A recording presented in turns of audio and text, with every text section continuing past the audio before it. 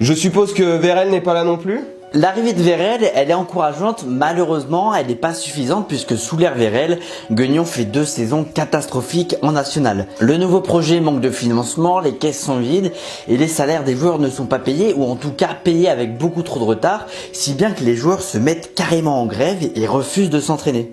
Pas tous les joueurs, hein, évidemment. Tony Vérel ne fait pas grève, par exemple. Bon les gars, vous allez quand même pas faire grève là. Eh ben si, on fait grève. On veut être payés nous. Ok.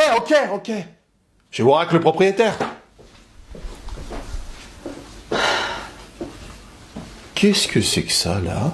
Guignon touche le fond donc financièrement et sportivement et malheureusement dans ce cas-là on commence à connaître la chanson, hein, le FC Guignon dépose le bilan. On est en 2011, cette fois c'est terminé, il n'y aura plus de sauveur et le FC Guignon est relégué en régional alors qu'il jouait l'Europe 10 ans plus tôt. Ça c'était en 2011 donc il y a plus d'une décennie, aujourd'hui on en est où? Eh ben j'aurais aimé que ça soit un épisode comme pour Strasbourg et Bastia avec une fin heureuse et un retour au monde professionnel, mais vous vous en doutez si aujourd'hui on n'entend jamais parler de Guignon, c'est que le club n'a malheureusement jamais réussi à se relever. Aujourd'hui, Guignon stagne en National 3 Bourgogne-Franche-Comté, donc en 5e division française, et ça depuis plus de 10 ans. À noter que c'est quand même un championnat divertissant, avec donc Guignon qui est une ancienne gloire du foot français, Mâcon qui est le club du père de Grisou, ou encore le Jura de Loire où joue le youtubeur Valiénard. Après oui, ça reste de la 5e division, et quand on voit Guignon galérer là-bas depuis 10 ans, c'est difficile de croire que le club a longtemps joué au haut niveau. Et pourtant, à Guignon, on a une belle preuve de ce passage dans l'élite,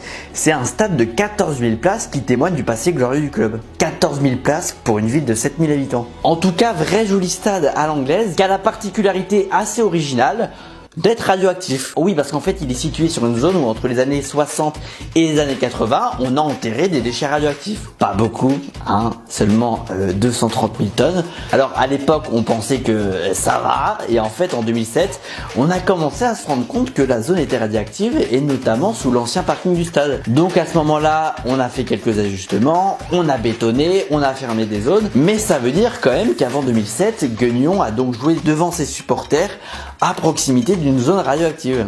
Supporters de Guignon,